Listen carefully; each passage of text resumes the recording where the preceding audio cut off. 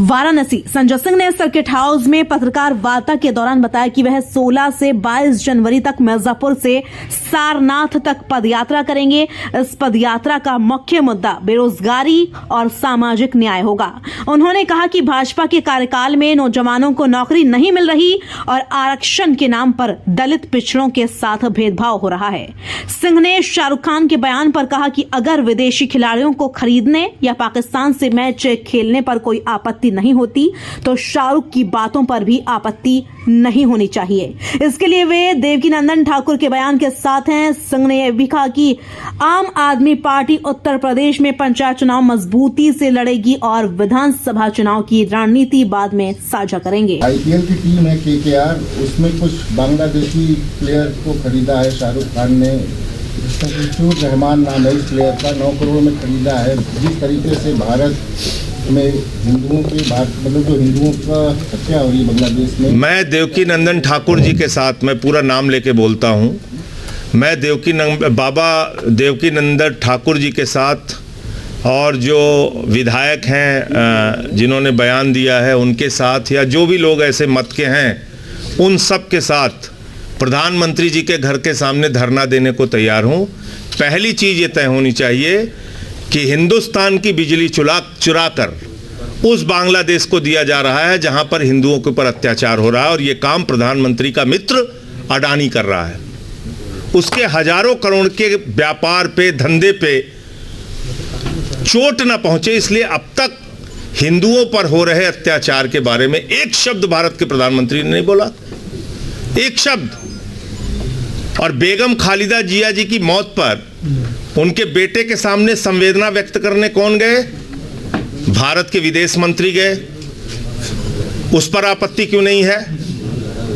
क्यों नहीं आपत्ति है आपको कि अडानी बिजली सप्लाई करता है आज भी बांग्लादेश को? क्यों नहीं आपत्ति है आपको इस बात पे कि आज भी शेख हसीना को भारत के प्रधानमंत्री ने हिंदुस्तान के अंदर संरक्षण दे रखा है? जो शेख हसीना सबसे बड़ी आरोपी है वहां पे, उसको आपने संरक्षण दे रखा है, हिंदुस्तान में रखा है। आपको क्यों नहीं आपत्ति हुई उस वक्त जब पहलगाम की घटना के बाद पाकिस्तान के साथ क्रिकेट खेलने का फैसला अमित शाह जी के सुपुत्र जय शाह ने लिया? इस पे सब पे भी आपत्ति होनी चाहिए। आइए, जब राष्ट्रीय विषय है, जब राष्ट्रीय स्वाभिमान का विषय है और बांग्लादेश में हिंदुओं पर हो रहे अत्याचार का विषय है, प्रधानमंत्री को हस्तक्षेप करना चाहिए और स्पष्ट करनी चाहिए अपनी नीति कि नहीं खेलेंगे हम इन देश के लोगों के साथ, नहीं बुलाएंगे यहाँ के खिलाड़ियों को। लेकिन ये दोहरा मापदंड नहीं होगा कि आपका भतीजा पैसा कमाएगा हजारों करोड़ रुपए, उसके बाद आप किसी और के ऊपर टिप्पणी करेंगे। अगर शाहरुख खान देशद्रोही हैं तो प्रधानमंत्री जी क्या हैं जिनका दोस्त बिजली सप्लाई कर रहा है हजारों करोड़ की बांग्लादेश में? अगर शाहरुख खान देशद्रोही हैं तो अडानी क्या है फिर? अडानी क्या है जो झारखंड की बिजली वहां दे रहा है? अगर शाहरुख खान देशद्रोही हैं तो जिन लोगों ने पाकिस्तान के साथ क्रिकेट खेला वो क्या है? ये स्पष्ट होना चाहिए, तस्वीर साफ होनी चाहिए। संजय की बात करते हैं तो हम प्रधानमंत्री जी के संसदीय क्षेत्र में आने वाले बुनकर समाज के लोगों की भी बात करते हैं जो आज बेरोजगारी की मार झेल रहे हैं। लघु उद्योग, कुटीर उद्योग से जुड़े हुए लोग, उनके भी हम रोजगार की बात करते हैं। तो पहला मुद्दा हमारा रोजगार दो है और दूसरा मुद्दा सामाजिक न्याय दो। अगर हम ये कहते हैं तो अभी पिछले दिनों जिस तरह से आरक्षण खाया गया पिछड़े वर्ग के लोगों का शिक्षक की भर्तियों में, हमने उसका मुद्दा संसद के अंदर भी उठाया था। जिस तरह से अभी उत्तर प्रदेश में कोऑपरेटिव बैंक की भर्ती में लखीमपुर में मामला आया था, आरक्षण खाया गया। बांदा विश्वविद्यालय की भर्ती में आरक्षण खाया गया। तो जिस तरह से आरक्षण जो पिछड़े वर्ग का है उस पर जो हक मारा जा रहा है, भेदभाव की जो घटनाएं आती हैं, कहीं पासी समाज के बुजुर्ग को मंदिर की सीढ़ियों पे पेशाब चटवाया जाता है, कहीं किसी दलित को अपनी शादी में घोड़ी पर नहीं बैठने दिया जाता है, इस प्रकार के कहीं किसी कथावाचक की चुटिया काट ली जाती है। इस प्रकार की जो घटनाएं आती हैं उत्तर प्रदेश में, ये भी मन को बहुत व्यथित करती हैं। तो दूसरा मुद्दा हमने सामाजिक न्याय दो का रखा है। इन दो मुद्दों के साथ साथ आज जो SIR के नाम पे गड़बड़ झाला चल रहा है वो विषय भी हम लोग यात्रा में उठाएंगे। हमने पहली जो यात्रा की थी रोजगार दो सामाजिक न्याय दो, फिर हमने वह यात्रा की रामपुर से अमरोहा वोट बचाओ संविधान बचाओ। तो वोट बचाओ की जब हम बात करते हैं, मैं बहुत हैरान हूं और मीडिया के मित्रों को जरूर इस पे ध्यान देना चाहिए। करीब करीब 12 करोड़ 69 लाख वोट ग्रामीण क्षेत्रों का पंचायत चुनाव कराने के लिए उसकी लिस्ट सामने आई है। 12 करोड़ 69 लाख वोट की। ध्यान से सुनिएगा, यह किसने तैयार की? राज्य निर्वाचन आयोग ने। राज्य निर्वाचन आयोग ने किससे तैयार करवाई? राज्य सरकार यानी कि योगी सरकार के कर्मचारियों से। इसमें कौन से मतदाता कवर हुए? सिर्फ और सिर्फ ग्रामीण क्षेत्रों के मतदाता।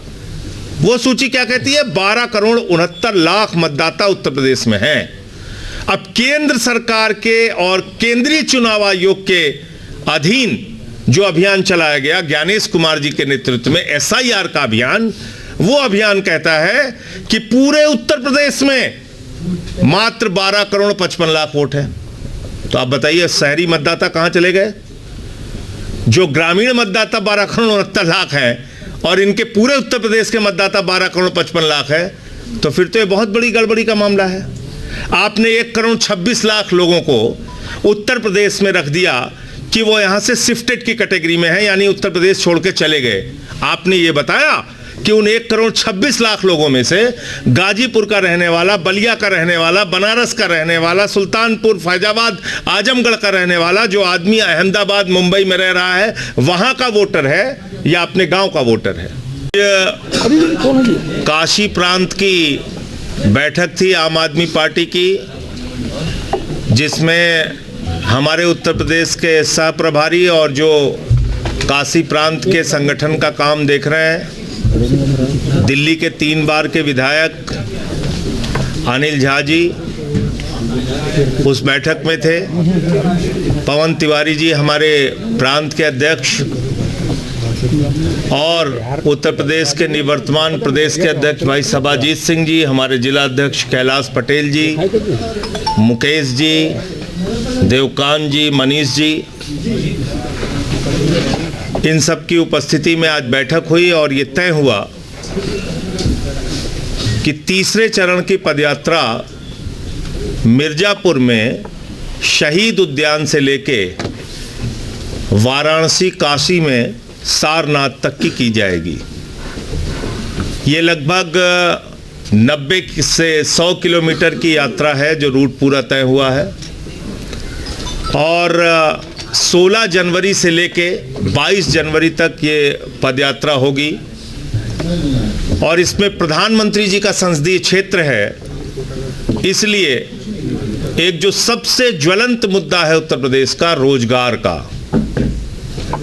वो रोजगार का मुद्दा हमने अपने पदयात्रा का मुद्दा रखा है। हमारा नारा है रोजगार दो, सामाजिक न्याय दो। जब हम रोजगार दो की बात करते हैं तो इसमें हम बात करते हैं आंगनबाड़ी से कार्यकर्त्री जो हैं जिनको उनका मानदेय नहीं मिलता, रोजगार सेवक हैं, आशा बहुएं हैं, शिक्षा मित्र हैं, अटेवा पेंशन की डिमांड करने वाले लोग हैं, यानी अपने अधिकार के लिए जो लोग लड़ाई लड़ रहे हैं, एक तो वो वर्ग है और दूसरा जो हमारा नौजवान है जिसको तारीख पे तारीख मिलती है।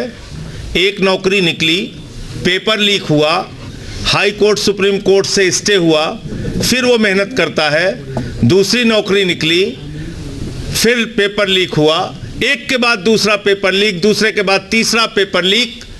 उत्तर प्रदेश का नौजवान आज बेरोजगारी के कारण त्राहि त्राहि कर रहा है और जब हमने प्रयागराज में पहली यात्रा का समापन किया था उस समय वहां के नौजवानों ने बताया था कि बहुत सारे नौजवानों ने आत्महत्या की है बेरोजगारी के कारण।